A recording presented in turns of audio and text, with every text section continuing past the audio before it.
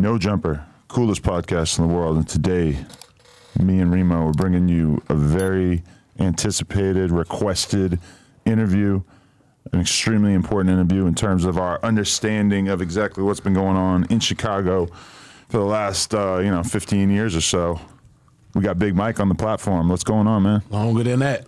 Yeah, I had to come show some love, man. A lot of people on the outside looking in think they know what's going on in the city. There's a lot of crazy shit going on in the city. Even now, the crazy shit's not all just in the rearview mirror. No, hell no. That shit's still going on out there, man.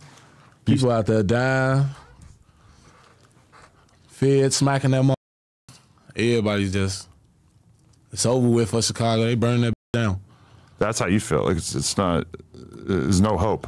Man, the only way it's going to be some hope is that the who leave in the hood to come back to the hood and help put it back, to help get it in, you know what I'm saying, help get my to come out. Like, you get your money and you leave.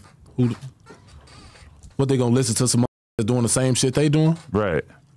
If you come and they see you done left, you was able to get out and you come back to the hood and you telling them like this what's going on and you try to help build the community back up, then it'll work. But other than that, I'm going to be, shit, if I was a street and you a street, I'm looking at you like, how the fuck you going to tell me something? We out here doing the same thing. But you get somebody like D Rose or Dwayne Wade or somebody like that come to the hood and start showing people like, man, look, we done made it out. Y'all could do this, y'all could do that. Start helping around the hood and shit. That's the only way. Other than that, that bitch going down. Yeah, because it seems like everybody leaves Chicago, whether they make a shitload of money and they leave, or even like the dudes who just get well known enough that they just are kind of famous in Chicago, they leave too, even if they're on some regular shit once they leave. Right. And then like a large percentage of people who stay over the last 10, 15 years, they end up dead. That's true. So it's a never ending cycle shit. You still living in Chicago? Man, I'm always in Chicago, but no. Yeah. What's wrong with you, man? I ain't finna be in that hot ass city, man. Cause how long? Cause you did a 10-year bid, right? Yeah, I did 5 before that, and then 10 on that one. Yeah. So when you got out, you ain't have no restrictions, like no house arrest On this one? Yeah, on this one, like you good to go wherever. I'm on parole right now. I had to get approved to come to this shit, and that was hard to do. Really? Yeah. Why? Just because it's us or because it's California? Because it's so far. Yeah, it's so far. Like, I gotta get on a plane and all that shit. Like say if I'm leaving, if I'm in Atlanta, or if I want to go to Atlanta from Chicago or maybe Indianapolis or any little spots around there, it's like a 10-hour drive or some shit.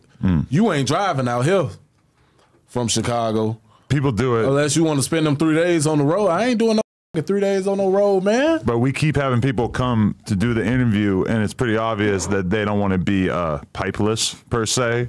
So they drive from Chicago, which I get the logic, but that in itself entails a lot of crimes crossing that many state lines. And I'm just kind of like, good luck, man. Don't get pulled over. Them I jumped on the plane. Yeah. By myself. Right. I ain't worried about it. If it happen, it happen. Because when people tell us that too, I'm like, nobody's tripping about you out here. Like, for the most part, you'd have to really be on some weird shit to be from Chicago and to have like serious problems in LA if you've never even been out here before. I think people just like to psych their heads up like they really that when they not. You know what I'm saying? I just been through hella airports on my way here. You know what I'm saying? So many people done walk up to me, shook my hand, wanted to take pictures and shit. Hey, ain't nobody thinking about us, man. These fans that just want to be fans. Right. Ain't nobody really thinking about us like that, though. But they're just people who be hyping their heads up, making themselves think that they something that they ain't. Or I got to drive down here 3 days with these guns because I think somebody gonna do something. Ain't nobody finna do shit to you. Right. You got to really piss somebody off in California for them to give a shit about what's going on. Then how they gonna know you coming unless you told them? You come out here and you go hotel to the studio, hotel to the interview, you be all right. Not you, but like anyone. I think a lot of people who come out here, they brag about coming to LA for the first time, and that's where it get tricky. Like, you didn't post any airport pictures or nothing. You just hell no. Don't nobody know I'm here. Yeah. Except my people. This your first time in LA? Yeah. I seen it. It's all right. Yeah. When I come back the next time, though, that's when I'm going to do a little party and whatever. I might go out somewhere or something like that. Go out to eat or something like that. Right. Right now, I'm just strictly business right now. So you've been free for how many months now? On the 12th, it'll be 6 months. Okay.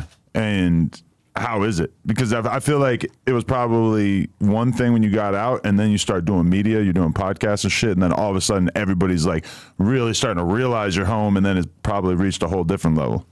Oh, yeah. So when I first came home, I really wasn't on shit. I was like, I'm just going to fall back and see what's going on and shit. But then I had all the bloggers reaching out to me and shit. I'm like, man, I don't know how much they be paying motherfuckers, you feel me? Like, that's what I was thinking, like. And then when them numbers started getting thrown at me, I'm like, oh, I ain't working no more job? Man, hell no, I can make this just to talk to you for 2 hours. I'm gone. You know what I'm saying? So I did my first interview with DJU.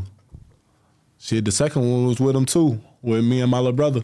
And then I did some shit with D's Media. Shout out D's Media.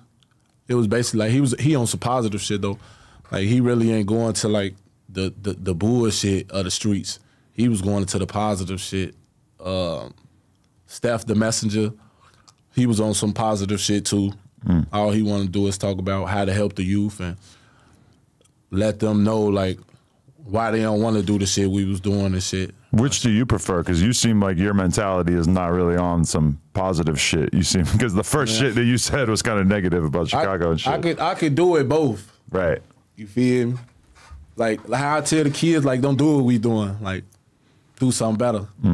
Like we doing this shit and we did this shit already. Just so y'all ain't gotta do it. Like y'all see where it's gonna lead to. You gonna die or you gonna go to jail.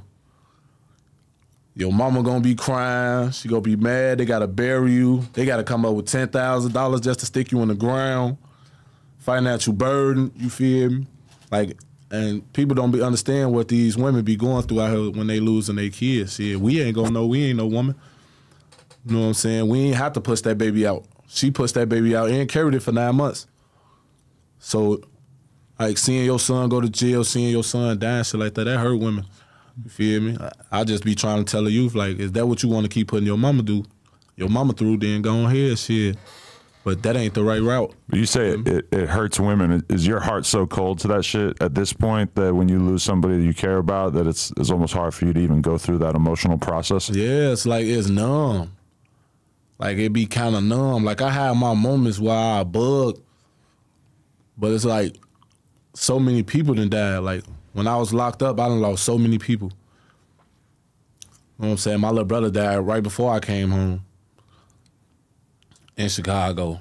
And it was like, damn, you know what I'm saying? I was hurt, but it was like still just another day because I went right back to doing what I usually do while I'm in prison, which is work out on the phone, writing letters or something like that.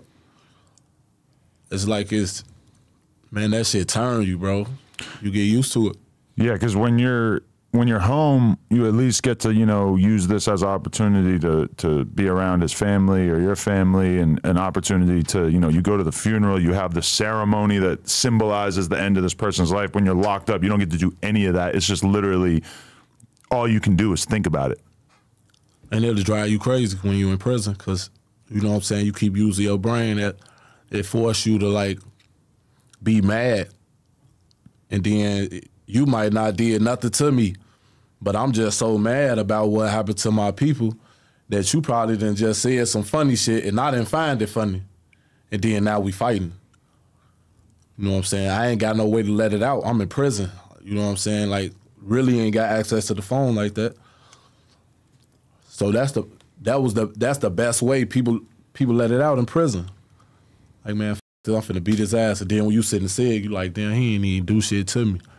I'm just mad because of that situation that happened. But out here, you know what I'm saying, you able to hug your people, you know what I'm saying? Y'all able to console each other and shit like that. Y'all able to talk like for real, instead on them jail phones. And it'd be better because you would feel the love. You know what I'm saying? You would be able to console your mama, console your daddy, your sister, your brother. But in prison, you just sitting there like, getting information off the phone, going back in the cell, think about it all day.